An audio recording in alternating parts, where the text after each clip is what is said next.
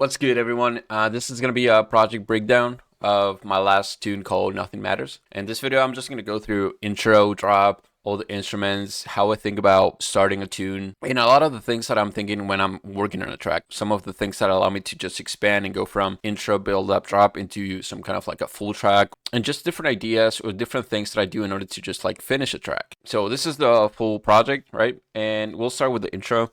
Every time that I want to start a new track, I would usually start with some kind of melody or just any instrument, right?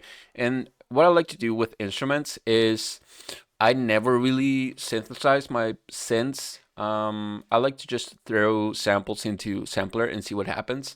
I feel like that's a really cool way to just keep it different every time. And I can use, for example, a one shot. I can use vocals. I can use a lot of different things in order to just come up with a new instrument. So first, I think I started the tune working with, let me find it. So I started with this thing. So as you can see, this is in the Vox group, and the reason why is because I started making this with a vocal, and we'll see what's going on here. So what I have is this chipmunk vocals, I guess, and this is the original sample. And as you can see, I'm also using that vocal in other parts of the track. So what I did was throw this part into sampler, and when you want to make these kind of instruments, the first thing that you want to do is, of course, add your sample into the sampler, right? And then make sure that you're playing the right key. So now I'm just gonna play C. And you can see that it's playing C, right? So in this case, for example, if the sample was something like this, I would have to transpose it and just making sure that every time that I'm playing C, it's playing C. So that way you can play the right notes in the keyboard. So this is what it sounds like without no post process.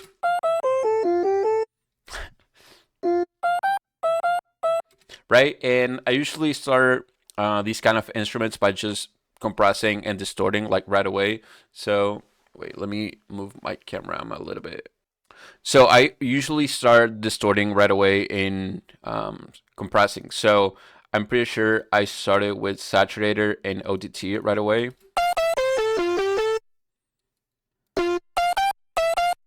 That way I can kind of transform this vocal, this sample into something a little bit more distorted, and I feel like it makes sense for this kind of section.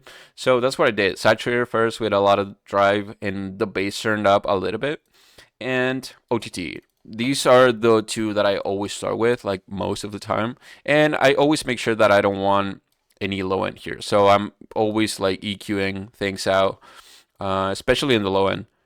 This is not doing anything, so I can just delete it. And this is the starting point, right? And then what I like to do is, for example, space and delay. I feel like these two are really important when it comes to like making an instrument for the intro, because you don't want this dry element. I mean, it depends on the style, of course, but for me, these kind of like space elements are super important. So by just adding compressor room, now it feels like it's in a certain space, right? Delay.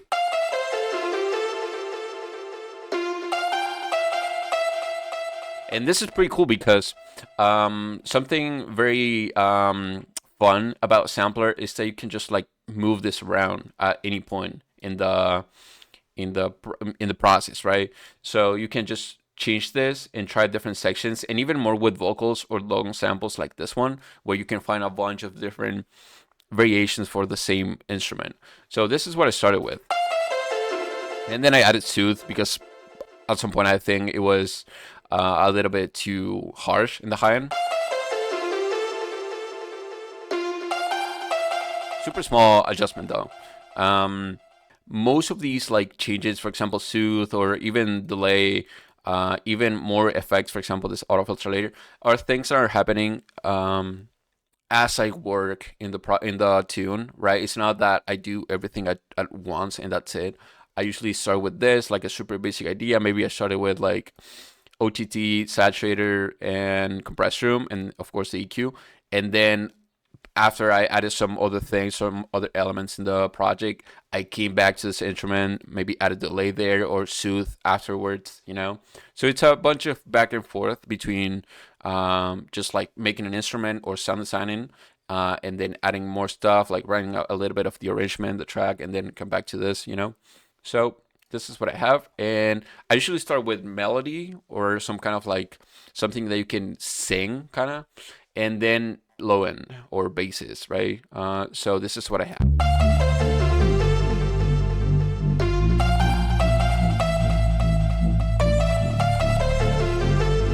So these were the main two elements in the from the beginning of the track, and this is just a simple breeze. It's one of my presets, but it's two saw waves, a little bit of detune, and I think that later on in the project I added this LFO with the movement.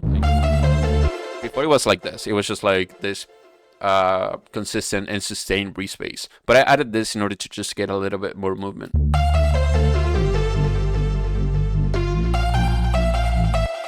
And at this point, it's like, okay, these two elements will be the main foundation for the intro for this idea. And then I gotta just like complement it with more stuff. So I usually try some atmosphere elements. Oh, wait. Could be vocals, could be pads, could be effects, whatever you want to use in general. And since I started this project with this vocal, this sample, I, of course, try to use the same vocal in order to just get more elements out of that. I really like the concept of reusing elements and reusing, for example, the vocal in order to just get the vocal, some kind of instrument, maybe an ARP, maybe some atmospheres out of that, maybe some reverb tails. So there's a bunch of things that you can get out of just one instrument. It's not like you just use a vocal just to put it on top of like all the instruments and that's it. I really like to just try hard, and you'll see how I'm using these vocals later on in the project here in the drop as background elements and support layers. So far we have this, and then I started messing around with like some counter melodies and stuff like that. So I started doing something like this with this instrument, and it's pretty much the same approach, right? I pick an instrument. In this case, it was this, and threw it into sampler. In this case, I'm just kind of like using this filter from the sampler. Yep, let me just turn off the effects, and it sounds like this. Super weak, but same thing. I always start with reverb and OTT pretty much, and EQ. So now it's a little bit different, and of course the space effects. And of course, at the same time, you try a lot of different melodies, a lot of different combinations, a lot of different patterns. You know, you gotta try it, but it's always better to just do it in context, I think. So you can have all these playing now. Oh.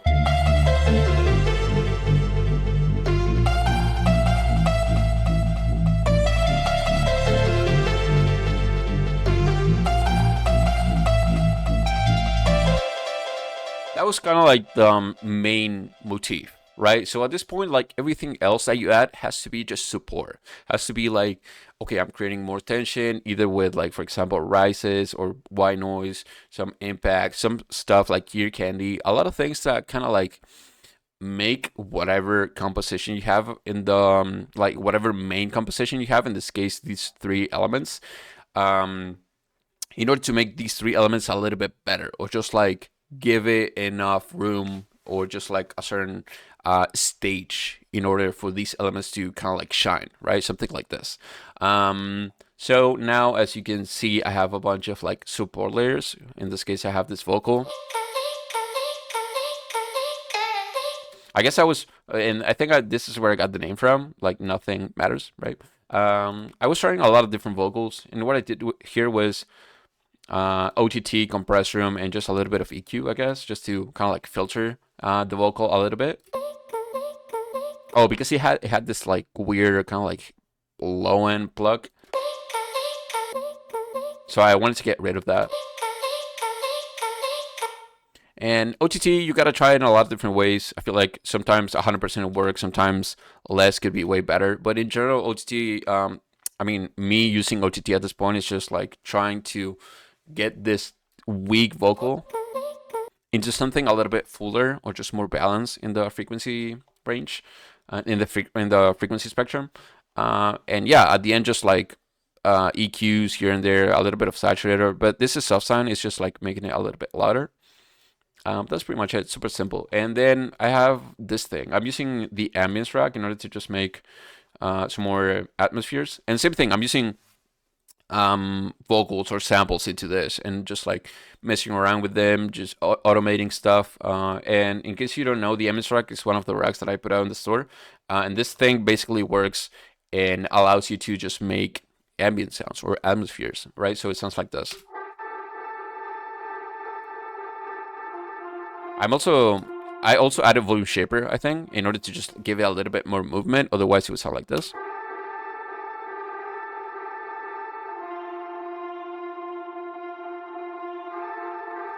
Right, so that's what I have in the background. And let me see, I have a bunch of stuff here. I also have this one. I feel like all these kind of like work in context. Like if you take a listen to all of these little layers by themselves, maybe they're not too crazy or they're not doing too much, but in the overall idea, they work really well. And of course, some effects, downbeats. I mean, sweep down effects, white noise. Classic and basic effects, right? So now it would sound like, let me check if I have anything else. No, nothing else. So I have this now.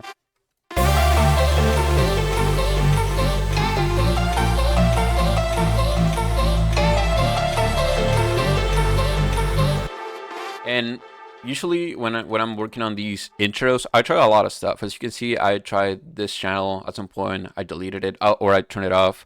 I also tried this vocal as it was, you know, and then I started like chopping it and came up with this instrument. So it's a bunch of like trial and error most of the time until something clicks or something works. And that's it. But what I like to do, and I think it's something pretty useful when it comes to writing, is like thinking about different like instrument blocks. So in this case, we can call this idea 1 or intro. And in this case, I'm playing this part and I'm not playing this part because this is probably going to be like a variation from the main section, right? In this case, the full intro or where every instrument is playing is this part. So I would always start with this part, then try to come up with like some drop idea. And then if you think about this, you would have idea 1 and idea 2, right? And the only thing that you got to do now is kind of like connect these two with this transition or build up, right? Once you do that, like it's pretty easy to expand. And I'll talk about it a little bit more later, but that's how I think about making ideas and kind of like expand on arrangement. That's so once we have this, it's pretty easy, for example, to copy paste here and just delete a few elements and just like kind of like make the energy build up to this point where everything is supposed to happen. And I'm not gonna go to the build up yet because as I said, build-ups are kind of like the transition between idea 1 and idea 2. So most of the time, the basic start of a build-up section would be, okay, maybe a bunch of snares, maybe a bunch of kicks, and that's pretty much it. But it's gonna take shape once you kind of define the idea 2 or idea B. And that's the point where you can start like blending these two ideas together and kind of like come up with a better or just more unique build-up, because otherwise it's kind of like hard for me at least to come up with like a crazy build-up idea, you know, like right away. Most of the time it just works or clicks once I have this and this. I mean, I don't really need to have like this already. I can have like maybe the main 3 elements, and then once I have some bases going here, I can just kind of like same thing, go back and forth, try using some elements from here, and some elements from this section into this section as well. So let's go with the drop, and it sounds like this.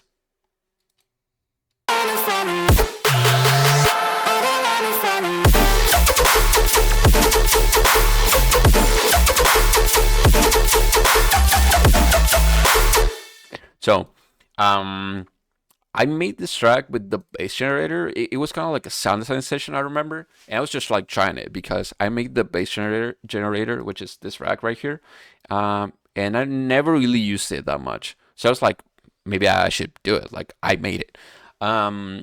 So we have this, and I'm gonna go into this sound specifically in a little bit, but I want to see what we have in the drop.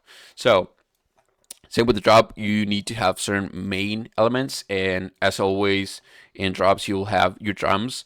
So in this case, I have some drums that I made. I have this kick, super distorted. I didn't know it was this distorted, actually. I think that's kind of weird, but I like to use the distortion from the sampler. So I feel like even if it's distorted like this by itself, it doesn't sound too weird in the composition. So I think that's good, or at least it sounds decent. I'm not saying you should do this.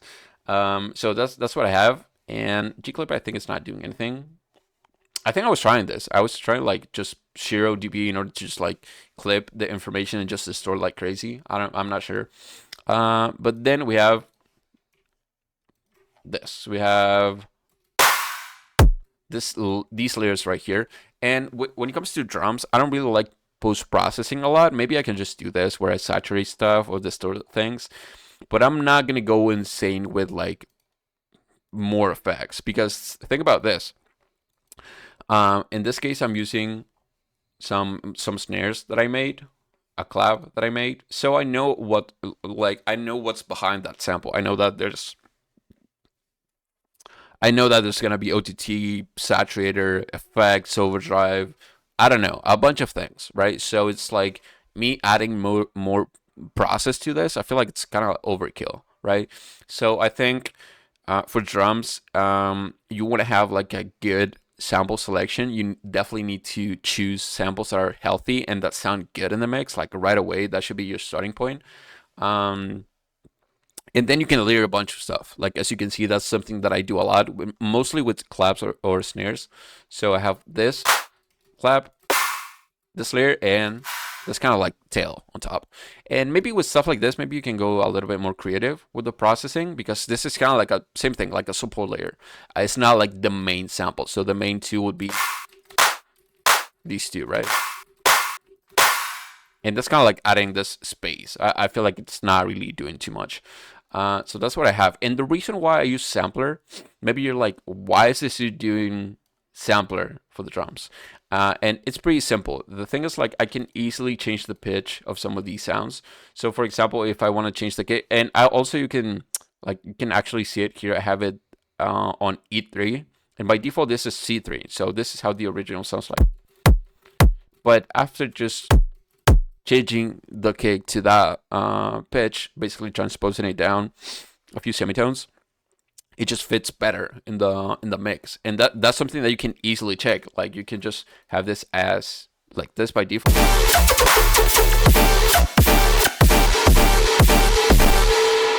right? You can easily move that around, and it's so easy to kind of like identify if it sounds better in a certain pitch. So that's why I use sampler. And same with claps. Like, if I wanted to change this one, takes me no time to do that. Don't hate me. I know that people like to use samples in drums, and I used to use samples for a long time, but now I feel like this works. So these are my drums: basic, kick, and clap, kind of like clap snare layer. Cymbals: classic and almighty Sultan Right 1. Thank you so much. This saved my life, pretty much. I use this right every single time. So I have this one, some of the cymbals that I made, and more little things. But I feel like with just a few cymbals is more than enough. I like to just kind of like fill the high with a bunch of different elements, and you'll see that in a minute once we start going through all of these layers. But this is what the cymbal group sounds like. And something important to notice here is that I always try different kind of I always try different delays, track delays in each channel, just to add some kind of like flow, just to give it a little bit more human feel to this. Because sometimes if you use everything at 0, it could sound pretty like basic, like super, I don't know what's the word, like rigid, I guess. But it just makes a difference. And even more, for example, if I don't think I'm sidechaining my cymbals now. I'm just doing this thing to fade out the details.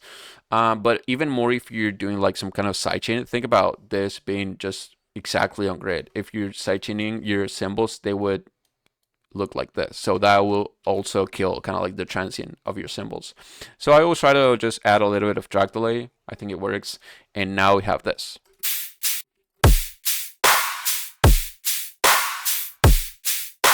Super solid drums. And I feel like the layering makes a huge difference. Like if this was just with the clap, it would sound like this.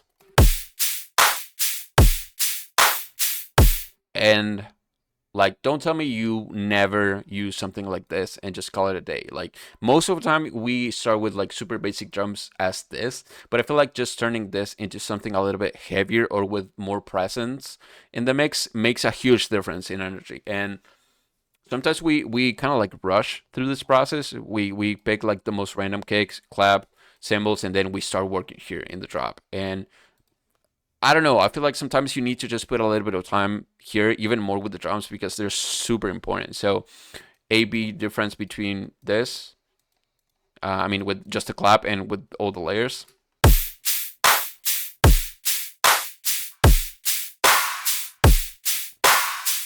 Huge difference. And we can even do that in context with everything playing. Let's try that.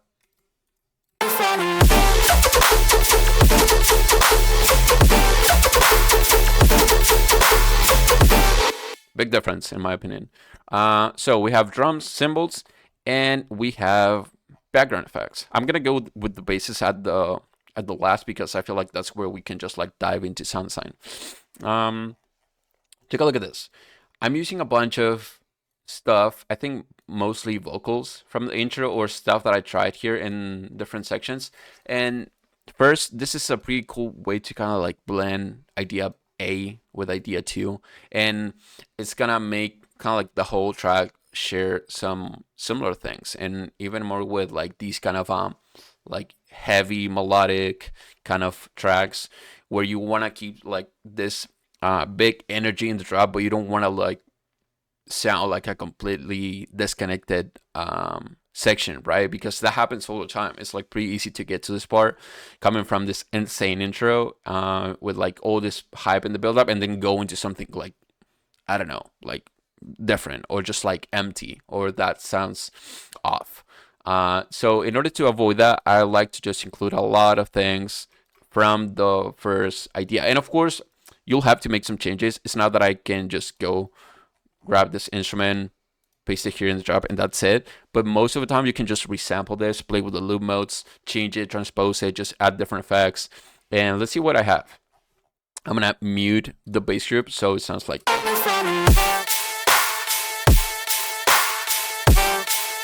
So you can see that I have some sort of like environment going and atmosphere going. It's not that I go from this high build up into something that contains nothing here. Does that make sense? Because it's part of the same track. Like at the end, if you just wanna kind of have some kind of like cohesive transitions through the whole track, I feel like you have to kind of like share some elements between sections. So let's take a look here, and I have this vocal. Same thing, like just a vocal, like a section from the vocal that I kind of like looped. EQ'd, of course, I don't want any low in here, and I reshaped a little bit with volume shaper. Same thing. These are kind of like decisions that happen like at a later stage in the processing or in the writing process, because maybe I started with this, but at some point it was kind of like annoying, like a little bit obnoxious. So I just decided to give it a little bit more shape, and that also helps with patterns, with flow, and with like space in the track as well. So like this, just a vocal pad, and I have this as well. And that's pretty much like a resample from this one, I think, with a lot more distortion, of course. And I feel like distortion helps in this case because we try to go from this kind of like clean element into something heavier for the drop. That also makes sense with everything that's happening at this point. Of course, you want to make sure that you're not like going too loud with the high end, but that's what you need. Have this, and we have this, another vocal, like And this is pretty loud. I think this is kind of like the main element from the background elements. So let's take a look at this one. Same thing, same approach, vocal into sampler, and a lot of effects. Same starting point, saturator, OTT pretty much. These two, I guess, or maybe it was these two, and EQ. So I started with that, and soothe because this is harsh as hell. So I definitely had to just add soothe at the end. Compress room for space. More EQs just to delete this, because OTT at this point is just creating a lot of information here. Oh my god, this element is like super loud. So this is kind of like the main thing. So this group sounds like, not gonna lie, this probably could have been a little bit quieter. So let's go to the bass group now. We have the main thing, which is this. And the way that this works, the bass generator basically uses, I think the main bass generator that I made uses these two, and I think I added this one later. But what I threw here in the generator was this sample. Let me see if I can find it. Show in browser. So I used that sample, right? And I threw that as the generator part, and of course you have a bunch of stuff here. I'm not going to explain the whole process of bass generator, but we have this layer.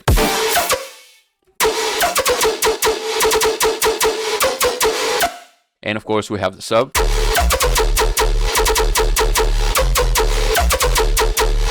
And one thing that I did was adding reverb tails, and this is pretty important because it makes all these like transitions, and you can see here, like basically it's adding a lot of movement and kind of like these like swells in between notes, and it's also like spicing up all these notes, because otherwise they would be pretty much the same thing playing unless I do some other kind of automation. So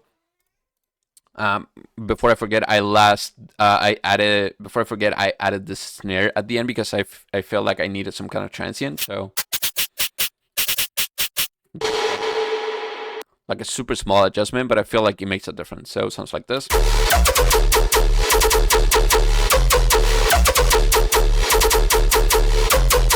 Definitely makes a huge difference. And same with the reverb. Let me find it.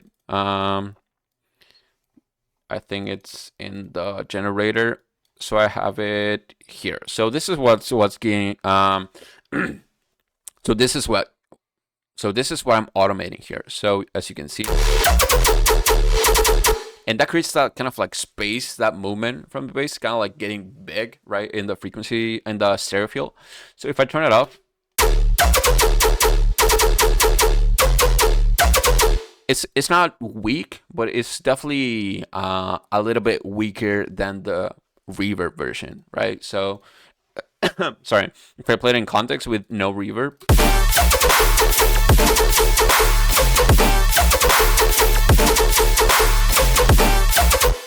that's what I get instead of. And you can even hear it more in kind of like this part. You know, with these like long sustained notes. And the thing about this is that think about this. Basically we have, oh my god, this is huge, but we have the generator, the sub, and the transient layer, right? So this is getting that reverb tail on top.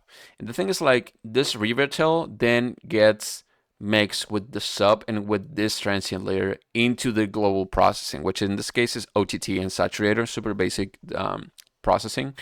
But that makes that tail kind of like sit on top of the sub and just get kind of like this crunch sound. So the thing is, like, the sub keeps playing as this reverb tail kind of like happens in the sound. So that's why it gets mixed and you get this kind of like texture out of that. So that's a pretty cool technique, something that I use a lot. And even more with stuff like this where you're kind of like repeating one instrument a bunch of times. I think it's cool to add it just because it creates a lot of like color and response in between the same sound. So we have this, and Of course, I play with a lot of different melodies, and I do the same thing. Oh, wait, let me move my face out of the way. So I do the same thing with the track delay here. I try different values and see if it flows better. Same with the notes. Sometimes I really like to just move things a little bit off the, like just slightly. I feel like it adds a bunch of like flow. Same with this one, for example. It would be way different. Like, let's try it. Let me just turn it back to 0.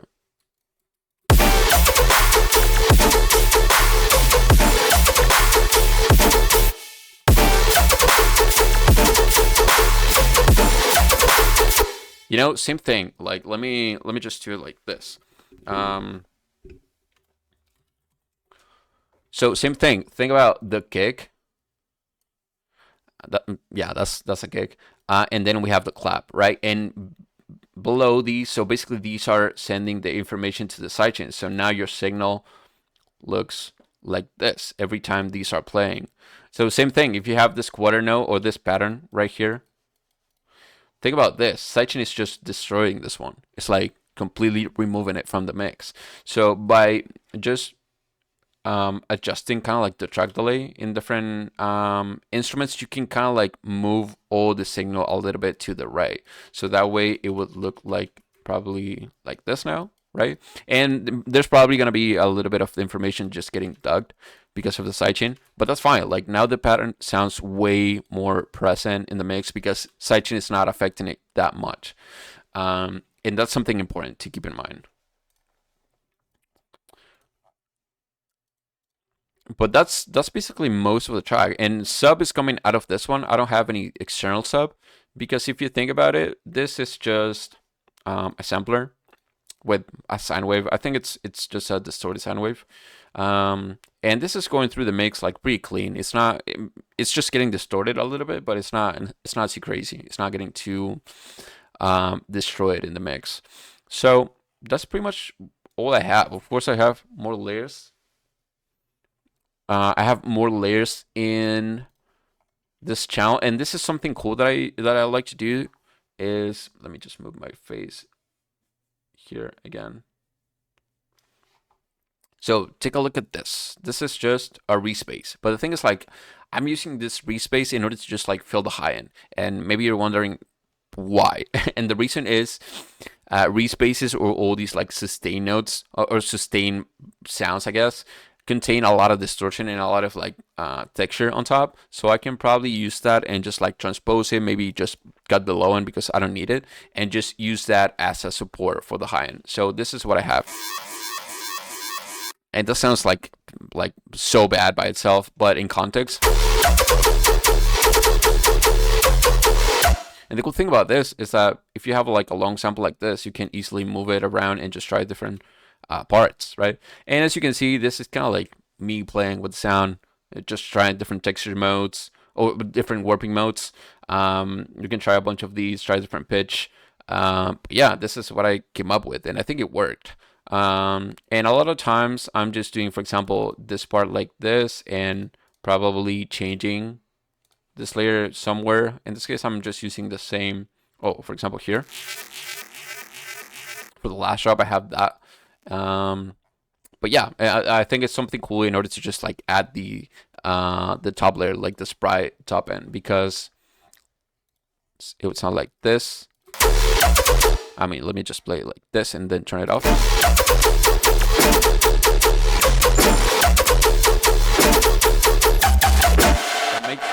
That makes a huge difference. Something that I do most of the time, and you can try with like any sound. I feel like I still use respaces just because, like, look at these samples. Like, these are huge. I can still like change a few parameters here and just come up with something different. It's kind of like super easy. So that's what I have, and I have some downbeats. For example, that one in this one. Just playing this downbeat in order to just give that kick a little bit more presence, I guess. And just some weird RI3 glitches, transitions. But these are all kind of like things that happen, same thing as I said before, that happen at some point like super later in the project. It's not But same thing, like these are kind of like details or things that I'm adding at the end of the writing process. It's not like I'm just thinking about these as I'm just writing this melody, maybe, right? It's kind of like, okay, I need some kind of fill here or something that adds a little bit of ear candy or makes it a little bit more interesting. So that's why I'm trying that. And in this arrangement, since I'm going for this kind of like long repetition with this main bass, I need some kind of like big break in the arrangement. Otherwise, it would be like too much. So that's why I did this kind of like transition into the respace. So we go from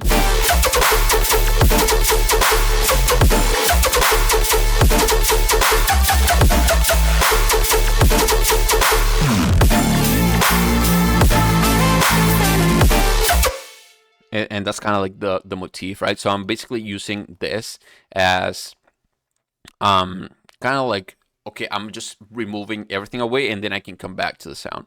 And what I'm doing here is just I'm using a lot of these channels, right? And then I'm creating different versions. So out of this one, I created this one, which is pretty much the same thing. I just changed the position.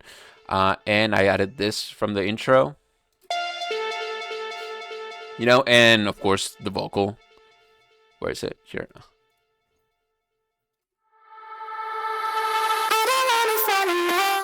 You know, and that was pretty much kind of like the whole arrangement in this track. And what else I have? I have this. And I'm also using this when the breeze comes in. Before going into the build-up, I want to go into the second part because it's kind of similar. But what I did here, just to kind of like keep expanding, of course, I tried a bunch of different things. But I made this variation from the main bass sound from the first part. So I keep the same downbeat in order to just like not change to a different sound right away. But then from this one, I go into this variation from the sound, and it's pretty much like the same setup, right?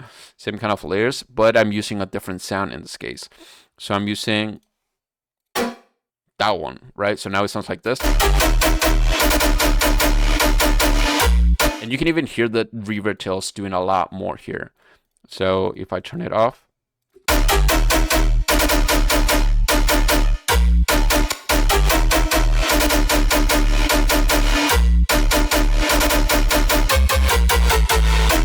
just doing a bunch of movement in the sound. So yeah, after that, it's pretty much like the same arrangement, kind of repeats. But in this case, instead of just using the rest, I use some kind of like throws, sub drop.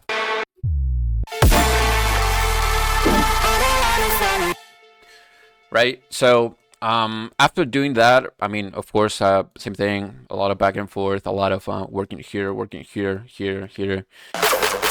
Oh. The way that I think about build-ups is transition between idea A and B, and that sounds so obvious.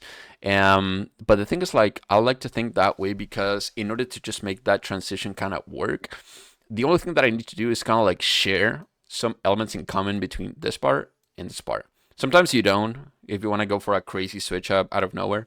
But I really like to just kind of like do this,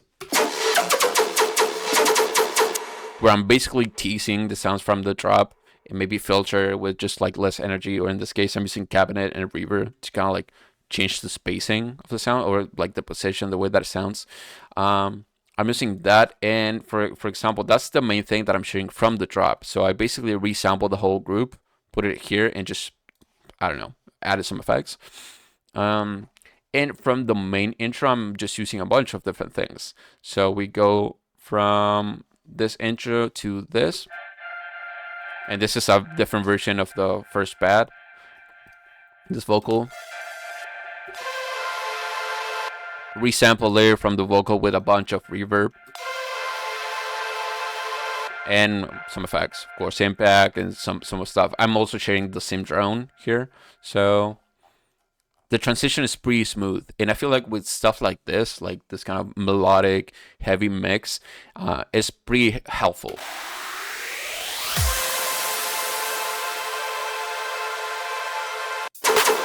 Some drums, basic drums.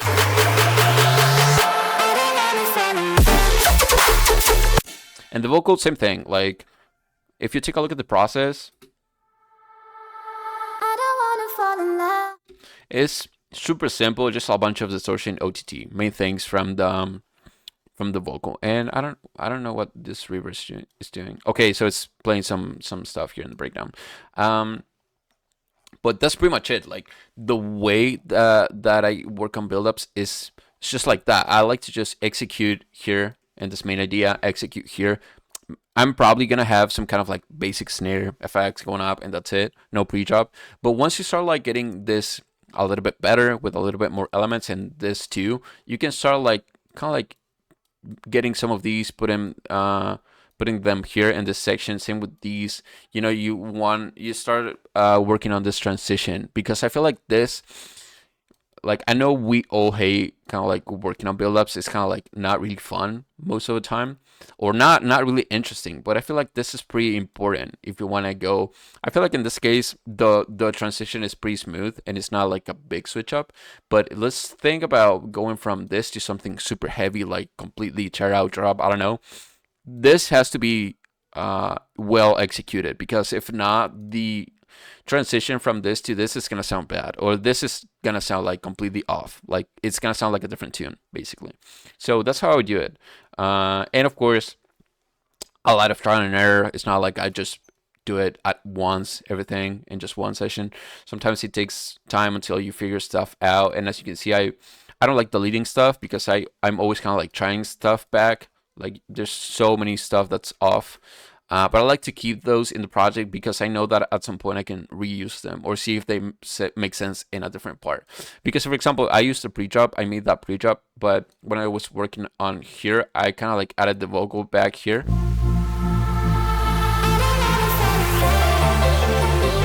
So that's a cool way to kind of like grab some of the elements that you have here, probably, and put them here, maybe. Like, it could be just a one shot, something like this. But the thing is, like, the first time the listener is gonna hear this, it's gonna be like, okay, they hear this sound, maybe this vocal here, and they keep listening to the track, right? And this happens again here. Or let's say maybe you have something from this drop that happened here at some point. Then when they hear this element like coming back, they're gonna be like, oh, okay, I know this, I recognize this, you know? And that's a pretty cool thing to do, kind of like work backwards sometimes. That's something that I do a lot. And then once you have this, once you have intro, build up, and drop, I feel like it's pretty easy to expand, because think about the arrangement in this case. If I just do something like this, I'm just gonna color it and call it idea 2. I don't know why I did that one first, but idea 2, and then I'm gonna do idea 1. So if we color the sections, you can identify that these are pretty similar, I mean, throughout the whole track. So now I'm just gonna add this one. And this is a pretty cool thing when it comes to like expanding and not just getting stuck in the classic intro, build up, drop, and that's it. So once you have this, you can see that, for example, the arrangement is pretty much the same thing. Like, it's gonna be transition again, drop again, right? I mean, this marker is wrong, should be there. Breakdown, right? And if you think about the breakdown, it's gonna be like a variation from idea 1. So we can probably put this here. Build up again, drop again, build up again, drop again, outro, right? Oh my god, I suck with markers.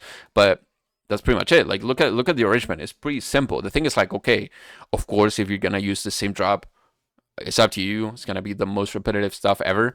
But you can probably, okay, instead of just using the same elements, I can probably remove some of them, add some new ones. Same with the drop. I can probably change the main bass. I can probably change the drums. I can probably change the effects, you know, so a bunch of stuff. So now, out of idea 2, you made idea 2.1, right? And now it looks like this. And out of idea 2.1, you made idea 2.2, right? Something like this. Oh. And I think this drop is kind of like repeating this one here, so it would look like this. And now you can do the same with buildups. Like, this buildup could be a little bit different from this one, so you can make transition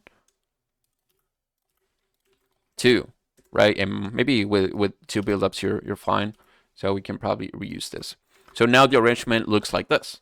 and it works, right? And I mean, we still need to just make like a variation from idea one, but it's pretty much this. So once I have kind of like idea one, idea B, I mean idea one, idea two, transition, I know for a fact that I can turn that into like a full arrangement.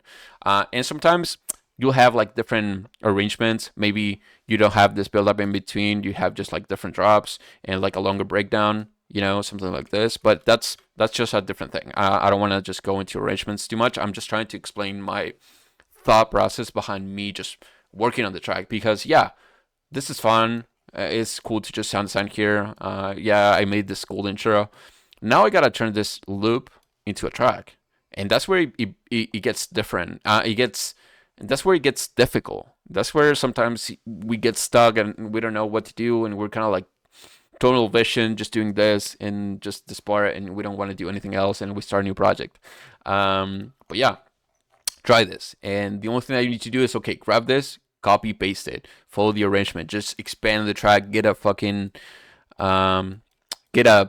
minutes, 30 minutes project, and that's gonna be easier, because later on in the project, when you don't know what to do here or here or here, you have a bunch more sections where you can make changes and variations and just expand it. Maybe go from this to this to this, and then we're probably in the breakdown. Maybe you can keep the same drop going, that's fine. Maybe you can try new drums here, and after you change new drums, it kind of like clicks, and then you're like, okay, I can try this, and then you resample some of this, put it here, a bunch of things they can do. But I feel like this is pretty much everything when it comes to like the most with the core elements from this project. Drop 2 is gonna be same thing, variation from one of these spaces.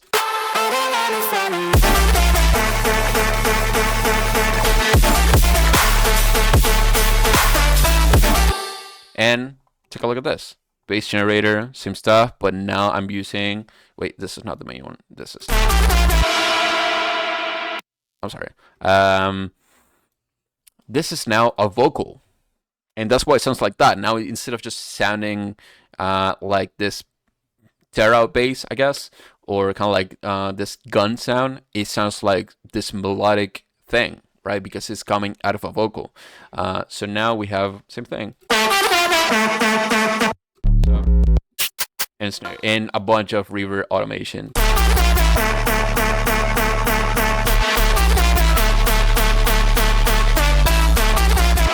And I'm layering this thing because I don't know, it worked. And yeah, same things as I have in the previous drop, like some re-space elements. This is not doing anything. Downbeats, effects to transition better between sections, and a lot of background elements. And yeah, as I go through drops, for example, first part is not going to have a bunch of effects or risers, stuff like that. But as I go up, I'm going to start creating tension with more elements, like, like super basic stuff, in order to just kind of like make the listener know that something's going to change or something's going to happen. And yeah, and then after I had that new idea for the drop, the only thing that I had to do was, okay, I'm just going to resample this. And now I put it here. So the thing is, like, same thing. Like, first time listening to the track, you're gonna go out of this drop, out from these sounds to this. So you already know what's happening, but it's not that I started this sound here. I just started this and then put it back here, right? That's pretty much it. Like, I feel like everything else is kind of like the same thing. Transition out of the drop into the breakdown.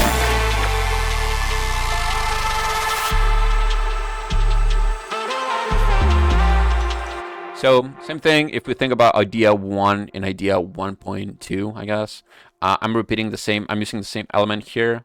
But one thing that I'm changing right away is the low end. So this is gonna make a huge impact right away. It's gonna sound like a new thing, and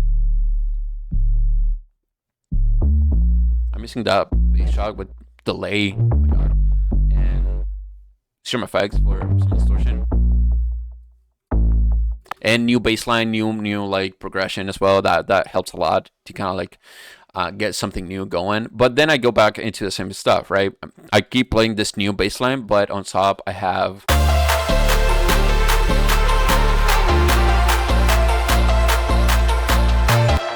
right, same into drop 3, which is a variation, and I'm basically let me check. Yeah, it's a little variation.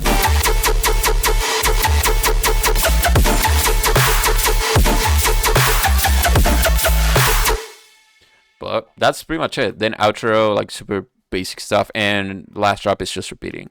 So I think that's pretty much it. I think this is gonna be a pretty helpful breakdown, not just because you're like taking a look at the how this is built, but also I think this is important, and it's one of the main things that allow me to stop having such a hard time when writing music. And I think it's something that happens to a lot of producers, because it's pretty easy to just do this, but kind of like finishing tracks is a skill. It takes time, it takes practice. So let me just go here, and yeah, that was pretty much all I gotta say for this tune. Ambience rack, bass gen, all these racks are in the store, so if you want to check them out, and let me know if you have any suggestion for a new breakdown. I'm totally down to make some of these, because I do mentoring. I do this stuff in like sessions, so it's kind of like fun to do. I'm like used to do this, and I don't know why I haven't done like more project breakdowns, or maybe I know. I'm just lazy. I'm not gonna lie. But guys, I'll see you next time.